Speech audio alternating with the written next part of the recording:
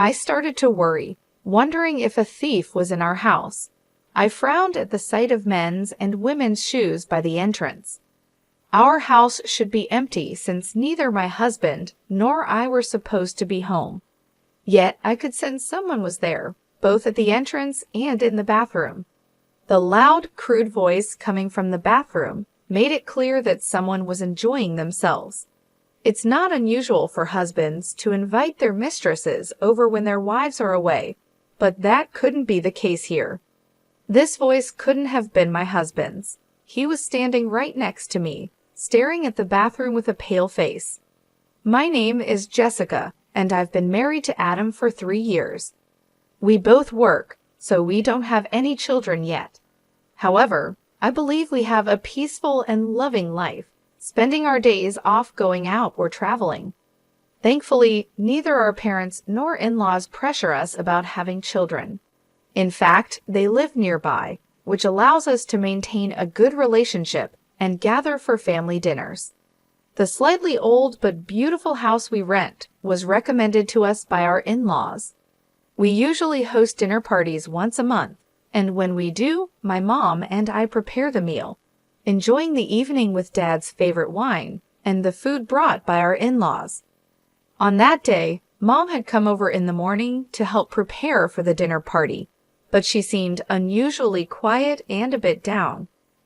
While cutting the ingredients, she expressed concern, saying things like, "Do we really need this much? We might not be able to finish it all." This was not like her. "Mom, what's wrong?" "We've only prepared the usual amount for today," I asked. She looked at me with surprise and then laughed it off. "I'm sorry, dear. It's just that Dad has been eating less lately, and I'm worried." "Really? Is Dad not feeling well?" I asked. My dad has been a self-made businessman since his youth, the so-called entrepreneur. He's always been focused on work. When I was a child, I barely remember my dad playing with me on his days off. Even though I don't have many memories of him being around, I still worry about him. It bothers me to think that he might be working himself sick. Mom seemed hesitant to say anything, probably not wanting to worry me, but she finally opened up. "It's not an illness. Dad is perfectly healthy, but he's been acting distant lately. He's been criticizing dinner and making comments about how plain my clothes are." Why would he say such things? I thought, it's awful that he would say that to Mom, who has always been the heart of our home. But Mom brushed it off, saying, "I'm fine. Maybe Dad is just a bit stressed from starting a new business." She insisted she was okay, and although I was still concerned, we let the conversation fade and got back to cooking. Today, we plan to prepare a special meal, including Dad's favorite steak and pie as a way to support his new business venture. Adam, my husband, was busy as usual, unable to relax until everything was spotless. He's very particular about cleanliness, and even when it's just family, he always makes sure the entrance and living room are perfectly clean before we have guests. As I started tidying up the garden, Dad, my mother-in-law Teresa, and my father-in-law Eric arrived. "Jessica, can I have a word?" Teresa called out to me just as I was checking the pan to cook the steak. She looked serious as she walked into the kitchen, and without saying a word, she handed me a box that looked like a gift. Puzzled, I took it, and when I opened it, I saw the logo of a famous steak restaurant. Inside were thick, high-quality steaks with a mouth-watering aroma. It turned out that we had accidentally prepared the same dish. I thought it would be easy enough to just cook fewer steaks. After all, it wasn't the first time our gifts had coincidentally matched. I smiled and said, "Wow, did you go out of your way to buy this?" "We heard it was a celebration, but you could have told us about the steaks. This is a bit awkward. Should we just serve the gifted steaks today?" Teresa replied, "But you and Adam can still eat them, right? We're not young anymore, and too much meat can be a bit heavy on our stomachs." I found myself speechless. Everyone in the family is nearing 50. and it felt wrong to prepare so much food only for it to go to waste, especially after Mom had helped with the preparations. "You should have said something. How thoughtless," Teresa remarked as she left the kitchen. Her comment surprised me, but she didn't notice my reaction as she walked out with the steaks. It was the first time anyone had said something like that to me. We never coordinated gifts before, and even when we ended up giving the same thing, we usually laughed about it. In the past, our gifts had always been sweets or similar items. I felt a bit uneasy, but I thought maybe the expensive gift had upset her, so I didn't think about it too much. At the dinner party, Dad was thrilled with the steak from the high-end restaurant. Mom seemed to understand my situation with just a glance, and, without mentioning the steaks we had prepared, pretended to be just as happy. After Teresa, Eric, and Dad left, Mom cleverly used the leftover ingredients to make beef stew before they were cooked. "We could have still had the steak," I said. "You both would have gotten tired of steak. This way, you can take it home," Mom replied, packing her share in a food container. Although I felt a little bad, the beef stew Mom made was delicious and I quickly finished it off as the flavors blended together. Later, I heard that despite how tasty the stew was, Dad complained about it, calling it outdated. I was furious, but ended up just holding onto those feelings, unable to resolve them, especially when Mom just gave a small, sad smile. A few weeks after that dinner party, I got an unexpected message from Adam. He was supposed to be away on an overnight business trip, but it had been canceled due to changes on the client's side. He told me he would be coming home as usual. Since he was supposed to be away for 5 days, I had planned to spend some time at my parents' house, but with him coming home, my plans changed. I called my mom to let her know, and then met up with Adam to head home together. When we arrived home, I noticed something strange. "Did we forget to turn off the lights?" I asked, feeling sure that I had turned everything off before we left. The light was on near the entrance, and concerned about the waste of electricity, I apologized. But Adam reassured me, saying, "Don't worry about it," as he inserted the key into the front door. Then he suddenly fell silent. "What's wrong?" I asked. "The front door is unlocked," Adam replied, making me freeze. Thinking it might be a burglar, I quietly took out my phone and started recording. I nodded to signal Adam, and he slowly opened the front door. "Whose shoes are these?" he asked, pointing to a pair of men's leather shoes and women's pumps in the entryway. It was clear these shoes didn't belong to us. If these were Adam's shoes, and he wasn't here right now, I might have suspected he was cheating by bringing another woman home. But since he was right here next to me, it meant someone we didn't know was in our house. Sensing my worry, Adam grabbed his umbrella, ready to use it if needed, and moved forward. We noticed the living room light was on, and there was food scattered on the table, as if someone had bought it recently. This didn't seem like something a burglar would do, I thought. Then I heard a voice getting closer, and it became clear the sound was coming from the bathroom. Whoever was speaking was inside the bathroom. The voice was rough and unsettling, and I could see why Adam was so creeped out. It was disturbing to think that someone was using our home without us knowing.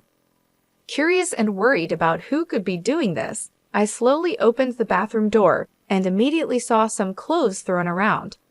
"Ah!" I gasped, unable to hold back the sound. The clothes were unmistakably my dad's.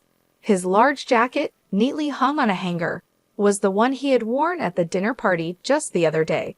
The shirt and pants, carelessly discarded, were all too familiar. Mom had left just a few hours ago, so there was no way she could be here. It looked like Dad had brought another woman into my home for an affair. The realization made me frown as I looked up at Adam, wondering how I could explain this to him. He was staring, pale-faced, at a necklace resting on top of the washing machine. I recognized the necklace and the earrings beside it. They belonged to my mom. "This can't be Mom." Adam's words confirmed it. The people using our home for their affair were my dad and Teresa. I pulled Adam, who seemed ready to burst in on them, back to the living room. Moving away from the echoing voices seemed to help him calm down a bit. "Shouldn't we call your mom and my dad?" Adam suggested, though he seemed unsure. The thought of bringing Mom and Eric here now felt like it would lead to a crisis for both families, but I couldn't just ignore what was happening. The vulgar noises were still coming from the bathroom, suggesting they wouldn't come out anytime soon. I contacted Mom, and Adam reached out to Eric right away. "It's about Dad," Adam said. "Your dad told me he was going golfing today. He left early this morning and won't be back until tonight. Should I tell him to call you when he gets back?" It seems that Dad is at home with Teresa, I said, unable to mention what was actually happening in the bathroom. But that was enough for Mom to understand the seriousness of the situation. In a tense voice, she said, "I'll be right there," and hung up. Less than 20 minutes later, Mom arrived, looking pale, with Eric right behind her, utterly bewildered. The voices had stopped, but we could still hear the shower running. Thankfully, the loud voices that had filled the hallway earlier were no longer heard. "Adam, what do you mean Teresa is here?" "I told you, Mom went on a day trip with friends and won't be back until tonight," Eric asked, full of questions. We had informed him that Dad was with someone, but whether he was confused or just didn't want to accept it, he avoided looking toward the bathroom. Feeling sorry for Eric, Adam signaled to me, and I started recording on my phone again. Adam made no effort to hide his approach as he stormed into the bathroom. "Hey, what the heck are you doing in our house?" Adam shouted as he pushed the room door open, making a dull sound. Screams from Dad and Teresa were followed by loud arguing between Dad and Adam. Adam, now standing in the doorway, grumbled in disgust. I grabbed a bath towel and tossed it into the bathroom, desperately wanting to avoid seeing them naked. I really didn't want to see that. Behind me, Mom, no longer able to hold back, pushed past me and stormed into the bathroom. She shoved Adam and Teresa aside and, with a voice I'd never heard from her before, dragged Dad out of the room. Eric, finally mustering his courage, followed Mom into the bathroom and pulled Teresa out. Both of them hurriedly dressed in their scattered clothes, and within minutes they were sitting in the hallway with their hair still damp. All of us, including me, were panting heavily, our shoulders rising and falling with each breath. Mom broke the silence with a thin voice. "Why?" Her question was the start of Dad and Teresa's explanations. It all began with Teresa developing a crush on Dad. And since Dad is a company president, he has connections with some flashy industries. He pays much more attention to his appearance than most men his age, and even I have to admit he looks stylish and sophisticated. Teresa reportedly fell for Dad the moment they met, captivated by his demeanor. Their relationship started to grow during the family gatherings we organized for Adam's and my wedding. Teresa, trying to show herself as a good person, eagerly took charge of planning the dinner parties, gradually getting closer to Dad. At one of these dinner parties, she finally worked up the courage to confess her feelings. Adam, looking sick to his stomach, glared at Teresa, but Dad was also part of the problem. He was drawn to Teresa, who dressed in bold makeup and flashy clothes, exuding a feminine allure, in contrast to Mom, who quietly took care of the home. But both Dad and Teresa had their own families. Mom often worked at the same company as Dad, and on Dad's days off, Eric usually had a similar schedule, so they needed a place to meet in secret. Surprisingly, they chose our home. Adam and I have a hobby of taking short trips and staying at nearby hotels during long weekends, which inadvertently gave them the opportunity. Teresa would say, "It's not safe to leave the house empty for too long, so I'll check on it," as a way to confirm our absence. Then she would contact Dad. Since we were neighbors and often shared our plans without suspicion, our house became their secret meeting place. We never gave them a spare key, thinking it was impossible for them to enter, but it seems they secretly took a key during one of the dinner parties and made a copy. They were careful to leave no trace of their presence in our house. They brought their own food, took all the trash with them, collected any hair from the drain after using the bathroom, and wiped down any moisture before leaving. This time, Dad contacted Teresa after hearing that I was going back to my parents' house because of Adam's business trip. I had only informed Mom about the change in plans, leading to this unexpected encounter. If we hadn't discovered it now, who knows how long we would have been deceived. Naturally, both Dad and Teresa were served with divorce papers by their spouses. They faced claims for compensation during the divorce proceedings and were disowned by Adam and me. Although Dad and Teresa initially admitted to what they had done, they later claimed we were lying and had no evidence. However, I had recorded everything on my phone, and when I presented that as evidence, the divorce proceedings went smoothly. With the settlement money, we moved into a new apartment. Adam, who already had a bit of a germophobia, developed a complete aversion to the room after that day and now refuses to even go near it. I also found it too painful to keep living in a house that had been used for their affair, so I fully agreed to move. Now Mom, who has lost all love for Dad, lives with us after the divorce was finalized. Teresa, on the other hand, seemed quite pleased with herself. She became openly defiant, maybe influenced by Dad, and accepted the divorce settlement and compensation without much resistance. She moved in with Dad right after the divorce, and they got married, finally getting what they wanted being together. It seemed like everything was going perfectly for them, with Teresa becoming the wife of a company president and looking forward to a great life ahead. However, their plans quickly went wrong. Dad's new business venture failed, and the company's performance rapidly declined, like a balloon losing air. When Mom heard about this, she simply nodded, as if to say it was expected. "Who do you think was holding everything together all this time?" she said. It was Mom who had been quietly managing the complaints about Dad's harsh business tactics, both inside and outside the company, and supporting the business behind the scenes. She handled a major part of the company's finances and dealt with clients. Naturally, she resigned from the company when the divorce happened, and Dad, eager to get rid of her, didn't ensure a proper handover. As a result, the company was left with unhappy employees, and many of them followed Mom's lead and resigned, causing a staffing shortage. Dad had always believed that it was a wife's duty to support her husband, so he naturally expected Teresa to take over Mom's role. However, Teresa, who had always been a housewife, didn't understand the business at all and was of no help. The mass resignation of employees, fueled by the scandal of Dad's divorce, became widespread gossip, and clients began to pull out from Dad's company, citing poor performance.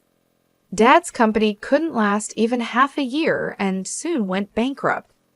Their house and assets were seized, and they were left with significant debt, including unpaid wages. They managed to find a place in a cheap apartment, living a difficult life. Despite his age and wanting a company that would treat him as a president, Dad couldn't secure a new job. Naturally, his frustration grew, and he turned to gambling as a way to relieve his stress. But even that wasn't enough. He began to blame Teresa, saying, "None of this would have happened if it weren't for the affair. It was Teresa who seduced me." His anger led to him becoming violent towards Teresa. Teresa, struggling to make ends meet with part-time jobs and desperately trying to support Dad, grew disillusioned with him as their situation worsened. He sank deeper into his gambling addiction, wasting even the money they needed for living expenses. Unable to bear Dad's constant verbal abuse, Teresa eventually fled the apartment. She ended up at Eric's house, where Adam had grown up. Adam and I happened to be visiting Eric, who had become somewhat reclusive due to the emotional strain of the divorce, so we often checked in on him. When we found the front door open, we walked in to see who was there and were met by Teresa. At first, we didn't recognize her. She looked so different that we thought an old woman we didn't know was speaking to us. The once well-groomed Teresa was unrecognizable, now looking worn out. Teresa tried to apologize and seek forgiveness for what she had done in the past. But all I could do was give her a bitter look, thinking it was too convenient for her to ask for forgiveness now. Eric must have been quite shocked to see her, yet he seemed somewhat moved by the return of the woman he once loved. While he was trying to figure out how to ask her to leave, Adam, standing next to him, suddenly clutched his mouth and crouched down. Remembering Teresa's affair in our room, he couldn't hold it in and vomited right there. In a panic, Eric and I rushed to get a trash can and water, and we heard Adam's cries of rejection toward Teresa from behind his back.